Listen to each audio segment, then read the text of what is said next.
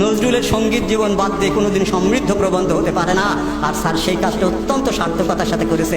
আমার কথা নয়, বিখ্যাত নাট্যকার ডিএল রায়, দ্বিজেন্দ্রলাল রায়ের পুত্র দিলীপ কুমার রায়, উপমহাদেশের বিখ্যাত সঙ্গীতজ্ঞ, তিনি বলেছেন কাজী নজরুল ইসলাম শুধু বাংলাদেশে নয়, সারা পৃথিবীর ইতিহাসে যদি 10 জন শ্রেষ্ঠ গীতিকারের নাম করা হয়, কাজী নজরুল ইসলাম একজন।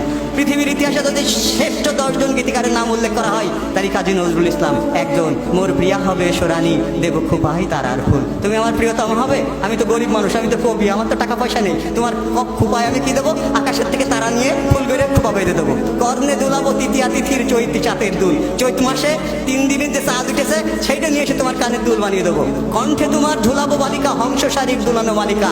আকাশ থেকে যে হাঁস সারিবদ্ধভাবে চলে যাচ্ছে, সেই হাঁস ধরে নিয়ে এসে তোমার গলায় মালা বানিয়ে দেবো। বিজলি জরির ফিতায় জড়াবো মেঘ রঙের চুল। বিজলি জরির ফিতায় জড়াবো মেঘ রঙের চুল। আকাশে বিদ্যুৎ চমকায়, বৃষ্টি হয়ে যাওয়ার পরে ছোট ছোট ছোট ছোট বিদ্যুৎ চমকায়, ওই ফিতে নিয়ে এসে তোমার মেঘের মতো যে কালো এলো চুল আছে তাই বেঁধে দেবো। এর চেয়ে রোমান্টিকতা কি সাপ থাকতে পারে? আমরা গজল বিষয়টা নিয়ে একটু ভুল ধারণা আছে। আমরা বলি না এবার গজল পরিবেশন করবেন অমুক। আসলে গজল হামদ নাতে রসুল শানে খুদা। শানে খুদা হচ্ছে হামদ, আর নাতে রসুল নসুলকে স্মরণ করে যেটা লেখা হয়। আর গজল হচ্ছে আরবি, ফার্সি, উর্দু, হিন্দি শব্দ সমন্বয়ে যে গান রচনা করা হয় সেটাই হচ্ছে গজল। আর এই গজল 1926 সালে প্রথম রচনা করেছিলেন কাজী নজরুল ইসলাম।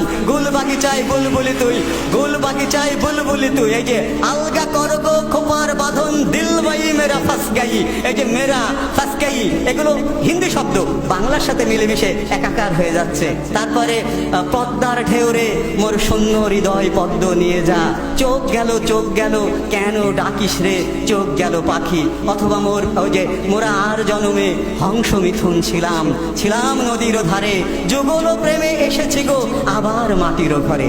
রাগিনী বেনুবিনে গান গাওয়া, আমি আকুল নিদাক্তি আসা, আমি রৌদ্রে রুদ্র রবি, আমি মরুণীর ঝড়ো ঝড়ো ঝড়ো, আমি শ্যামলী মাছায়া ছবি, আমি তুরি আনন্দে ছুটে গেলে একে উন্মাদ একে উন্মাদ, আমি সহসা আমারে চিনেছি আমার খুলিয়া গিয়েছে সব পথ।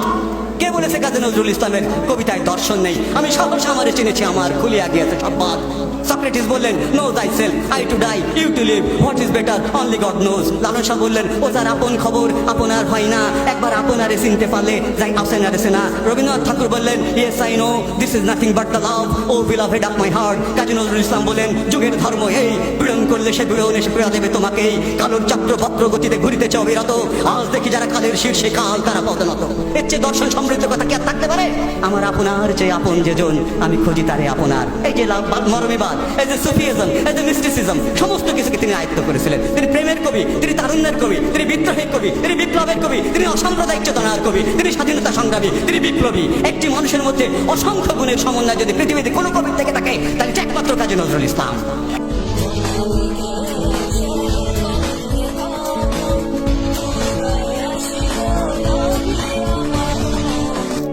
আমি সঞ্চয় আমি ঘূর্ণি, আমি পদ সম্মুখে যাহা পাই যাই চূর্ণি, আমি নিত্য পাগল ছন্দ, আমি আপনার তালে নেচে যাই, আমি মুক্ত জীবন আনন্দ, আমি হাম্বি, আমি ছায়ানট, আমি হিন্দল, আমি চলচঞ্চল চমকি চমকি, পদ যেতে যেতে চকিতে চমকি, বিন্দি আমি তিন্দল, আমি চপলা চপল হিন্দল, আমি তাই করি ভাই যখন চায় মন যা করি, শত্রুর সাথে গলাগলি, জয় মৃত্যুর সাথে পাঞ্জা।